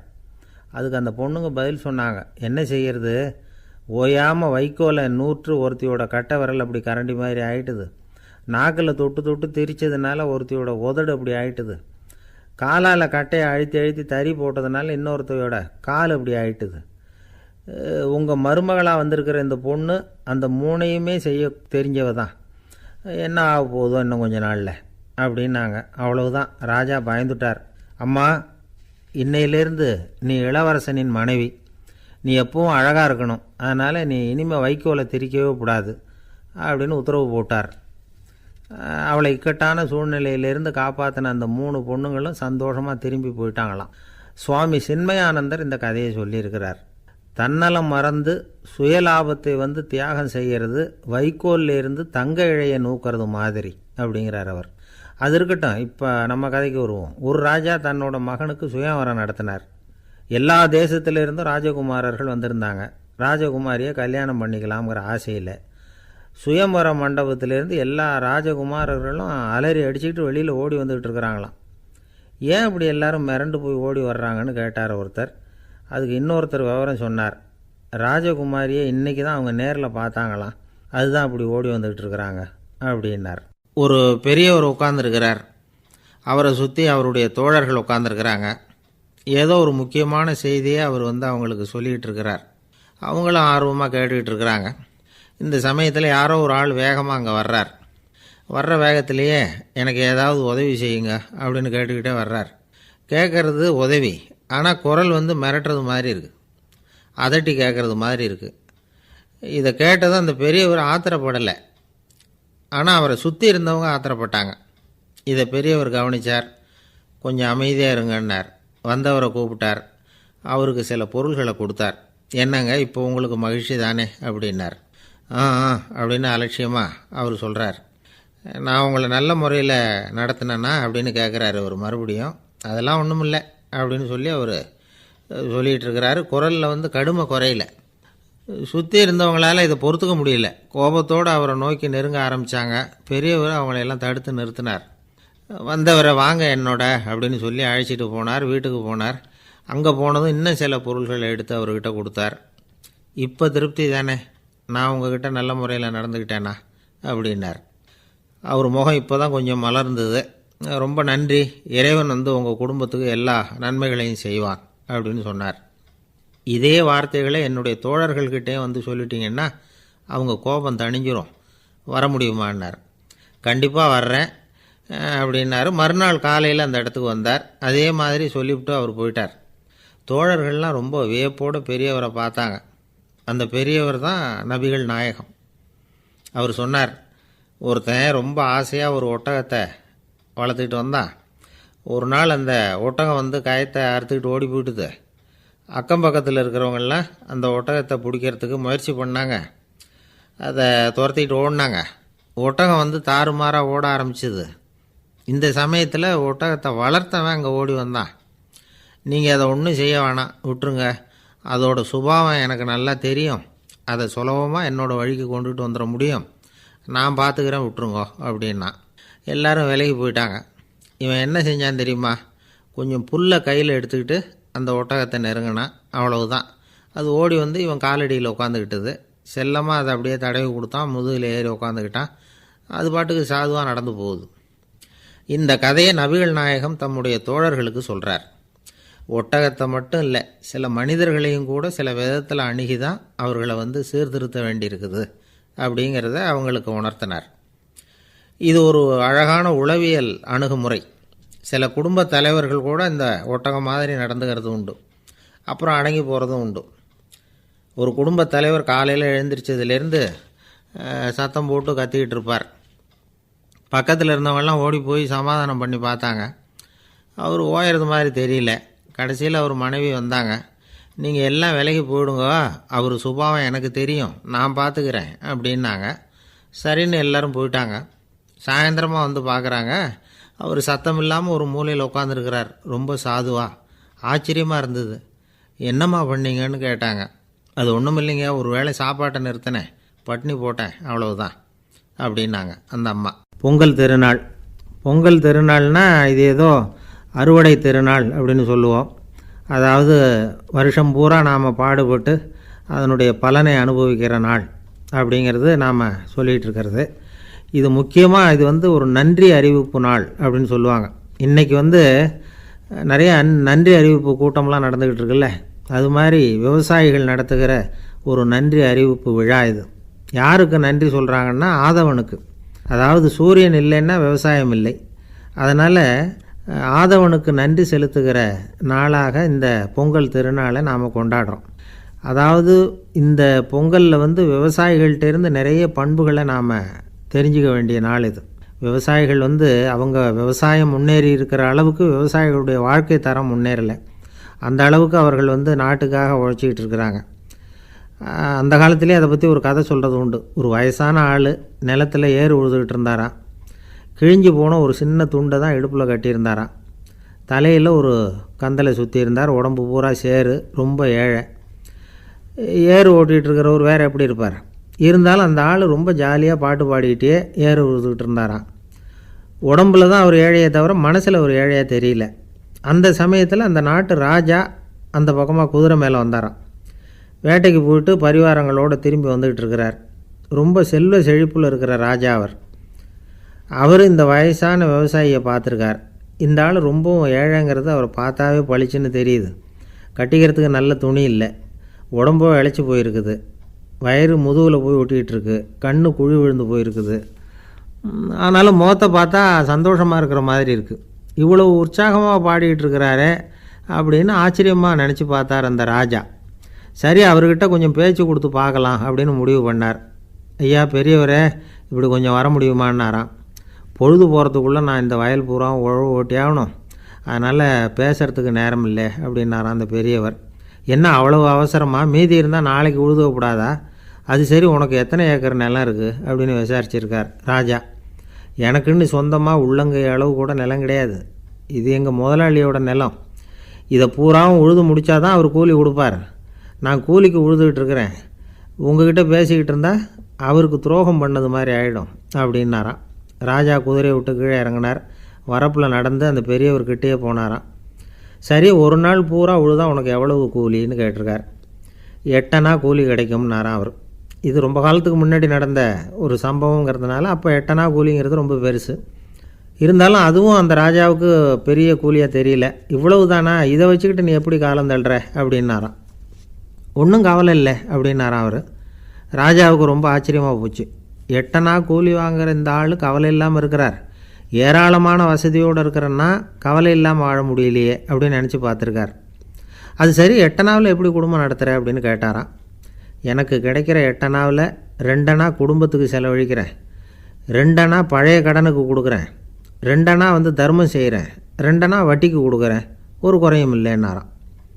ராஜாவுக்கு ஒன்றும் புரியல. எனக்கு ஒன்றும் புரியலேன்னு இருக்கார். ஐயா, எனக்கும் என் மனைவிக்கும் 2 அணா செலவாகுது. வயசான அம்மா அப்பா இருக்கிறாங்க, சின்ன வயசில் என்னை காப்பாற்றினவங்க அவங்க. அந்த கடனுக்கு 2 அணா செலவாகுது, அது பழைய கடன். என் தங்கச்சி ஒருத்தி ஆதரவு இல்லாத நிலைமையில் தன்னுடைய மகனோட என் வீட்டில் இருக்கிறா. அவளுக்கும் அவள் மகனுக்கும் 2 அணா செலவு பண்ணுறேன், அது தர்மம். எனக்கு 2 பிள்ளைங்க இருக்கிறாங்க, அவங்களுக்கு 2 அணா செலவு பண்ணுறேன், அது வட்டிக்கு கொடுக்கறது மாதிரி. பிற்காலத்தில் அவங்க எங்களை காப்பாற்றுவாங்க. அந்த வகையில் நான் திருப்தியோடு வாழ்ந்துக்கிட்டு இருக்கிறேன் அப்படின்னாராம். ராஜாவுக்கு அர்த்தம் புரிய ஆரம்பிச்சுதான். அந்த பெரிய நிலத்தை விலை கொடுத்து வாங்கி அந்த பெரியவருக்கே தானமாக கொடுத்துட்டாராம். இப்போ உழுதவருக்கே நிலம் சொந்தமாகிட்டுது. அன்னையிலேருந்து அரசனுக்கும் ஆறுதல் கிடைச்சிதான். இப்படி ஒரு கதை சொல்லுவாங்க. 8 அணா வருமானத்தை வச்சுக்கிட்டு எப்படி காலத்தை தள்ளுறதுன்னு சொல்கிறதுக்காக இந்த கதையை சொல்கிறதாக யாரும் தப்பாக நினச்சிக்கக்கூடாது. கிடைக்கிறத எப்படி பங்கு போடுறார், எப்படி திருப்தியாக வாழறார் அப்படிங்கிறது தான் முக்கியம். அது மாதிரி இன்றைக்கு இந்த பொங்கல் திருநாளில் உழவர்கள் மனசு மகிழ்ச்சியாக இருந்ததுன்னா அது எல்லாரும் மகிழ்ச்சியாக இருக்கிறது மாதிரி அர்த்தம். அதனால் அவர்கள்ட்டேருந்து நாம் பாடம் கற்றுக்கணும். சில உழவர்கள் தங்கள் நிலத்தில் விளையிறத தாங்கள் சாப்பிட மாட்டாங்க, அடுத்தவங்கள்ட்ட விற்றுட்டு சந்தையில் போய் வேறு அரிசி வாங்கிட்டு வந்து தான் இவங்க சாப்பிடுவாங்க. அப்படிப்பட்ட விவசாயிகள்லாம் இது உண்டு. பங்கிடுகிற பண்பை உழவர்கள்ட்டேருந்து கற்றுக்கொள்ளுங்கள் அப்படிம்பாங்க. ஒரு ஆள் நிம்மதியாக மகிழ்ச்சியாக இருந்தானா, உங்கள் நிம்மதிக்கும் மகிழ்ச்சிக்கும் என்ன காரணம்னு கேட்டிருக்கார் இன்னொருத்தர். என்கிட்ட இருந்தது பூராவையும் என் பிள்ளைங்களுக்கு சமமாக பங்கு போட்டு கொடுத்துட்டேன், எனக்குன்னு எதுவுமே வச்சுக்கல, அதுதான் நிம்மதிக்கு காரணம்ன்றிருக்கான். உங்ககிட்ட இருந்தது எவ்வளவு இருந்தது அப்படின்னு கேட்டிருக்காரு அவர். மொத்தமாக ஒரு 50,000 ரூபா இருக்கும் அப்படின்னு இருக்கான். அவ்வளவும் பணமாகவே இருந்ததா அப்படின்னு கேட்டிருக்காங்க இவங்க. இல்லைங்க, அவ்வளவும் கடன், அதை தான் பிரித்து கொடுத்துருக்கேன் பிள்ளைங்கக்கிட்ட அப்படின்னு நானும். அவன் ஒரு குரு, இளம் சீடர்கள் எதிரில் உட்காந்துருக்கிறாங்க. குரு பாடம் நடத்திக்கிட்டு இருக்கிறார். சீடர்களுக்கு ஒரு ஆசை, அதாவது ஒரு முக்கியமான மந்திரத்தை நம்ம குருநாதர்கிட்ட இருந்து கற்றுக்கணும் அப்படிங்கிறது அவங்க ஆசை. அது என்ன மந்திரம்னா, இறந்தவரை உயிர்ப்பிக்கக்கூடிய புனித மந்திரம், அதாவது செத்தவங்களுக்கு மீண்டும் உயிர் உண்டாக்குகிற மந்திரம். குருவே, தயவு பண்ணி அந்த மந்திரத்தை எங்களுக்கு உபதேசிக்கணும் அப்படின்னு கேட்டாங்க. அது ரொம்ப ஆபத்தானது, அது என்னத்துக்கு உங்களுக்கு வேண்டாமேன்னாராம் குரு. எங்களுடைய நம்பிக்கை உறுதிப்படுறதுக்காகத்தான் கேட்குறோம், வேற ஒன்றும் இல்லை அப்படின்னு நாங்களாம் சீடர்கள். பக்குவப்படாத அறிவுங்கிறது ரொம்ப ஆபத்தானது அப்படின்னாராம் குரு. இது சீடர்களுக்கு புரியல. அது எப்படிங்க பக்குவப்படாத அறிவு ஆபத்தானதுன்னு சொல்கிறீங்க, அப்படின்னா என்ன அப்படின்னு கேட்டிருக்காங்க சீடர்கள். குரு அதுக்கு விளக்கம் கொடுத்தாராம். அந்த மந்திரத்தை எப்போ பயன்படுத்தணுங்கிறது முக்கியம். அதை அறியக்கூடிய ஞானம் ஏற்படுகிற வரைக்கும் அதை தெரிஞ்சுக்காமல் இருக்கிறது தான் நல்லது, இல்லைன்னா ஆபத்துன்னாராம். ஆனால் அந்த சீடர்கள் அதை கேட்குற மாதிரி இல்லை, ரொம்ப பிடிவாதம் பண்ண ஆரம்பிச்சிட்டாங்க. சரி வாங்க சொல்கிறேன்னார் குரு. எல்லாரும் வந்தாங்க. அந்த புனித மந்திரத்தை அவங்களுக்கு ரகசியமாக உபதேசம் பண்ணார். உபதேசம் பண்ணிவிட்டு அவங்களுக்கு எச்சரிக்கையும் கொடுத்தார். இந்த மந்திரத்தை நல்லா ஆராய்ச்சி பார்த்ததுக்கு அப்புறம்தான் உச்சரிக்கணும். அவசரப்பட்டு எதுவும் செஞ்சிடக்கூடாது அப்படின்னு ஒரு தடவைக்கு பல தடவை எச்சரிக்கை கொடுத்தார். சரின்னு சொல்லிவிட்டு அவங்கெல்லாம் மந்திரத்தை கற்றுக்கிட்டு எழுந்திரிச்சு போயிட்டாங்க. ஒரு நாள் அந்த சீடர்கள் எல்லாம் மணற்பாங்கான இடத்துல அப்படியே நடந்து போயிட்டுருக்கிறாங்க. ஒரு பாலைவன பகுதி மாதிரி ஒரு இடம். அங்கே ஒரு இடத்துல எலும்புகள் குவியலாக கிடந்தது. உடனே இந்த சீடர்கள் முன்ன பின்ன யோசிக்காமல், தியானமும் பண்ணாமல், அந்த மந்திரத்தோட பயனை சோதித்து பார்க்கணும் அப்படின்னு நினச்சிக்கிட்டு அந்த மந்திரத்தை உச்சரிக்க ஆரம்பிச்சிட்டாங்க. அவ்வளோதான். உடனே என்னாச்சு தெரியுமா? அந்த எலும்புகள் எல்லாம் ஓநாய்களாக மாறி அவங்கள துரத்த ஆரம்பிச்சிட்டுது. சீடர்கள் எல்லாம் தலைதெறிக்க ஓட ஆரம்பிச்சிட்டாங்க. ஓநாய்களும் விடலை, அவங்கள துரத்தி பிடிச்சி கடித்து கொதற ஆரம்பிச்சிட்டுது. அப்போ தான் அந்த சீடர்களுக்கு குரு சொன்ன அறிவுரையோட அர்த்தம் புரிஞ்சுது. பக்குவப்படாத அறிவு ஆபத்தானது அப்படிங்கிறது. அதனால் இதிலேருந்து நாம் தெரிஞ்சுக்க வேண்டியது என்னென்னா, நாம் நம்ம அறிவை வளர்த்துக்கிட்டால் மட்டும் போதாது, அந்த அறிவை எப்போ எப்படி பயன்படுத்தணும் அப்படிங்கிற பக்குவமும் நமக்கு வரணும். அப்போ தான் வாழ்க்கை நல்லபடியாக அமையும். இல்லைன்னா இடைஞ்சல் தான். இந்த காலத்தில் சில சின்ன பிள்ளைங்களுக்கே அறிவு ரொம்ப பக்குவப்பட்டிருக்குங்கிறத உணர முடியுது. ஒரு சின்ன பையன் பள்ளிக்கூடத்தில் மார்க் லிஸ்ட் கொடுத்தாங்க, வாங்கிக்கிட்டு அவசரமாக வீட்டுக்கு ஓடினான். எதிரில் வந்த ஒருத்தர் கேட்டார், என்ன அவசரம், ஏன் இப்படி வேகமாக ஓடுறேன்னார். எங்கள் அம்மா கிட்ட அடி வாங்கணும், அதுக்காக தான் ஓடுறேன்னா. அடி வாங்கிறதுக்காக இவ்வளவு அவசரம்னார் அவர். அப்படி இல்லைங்க,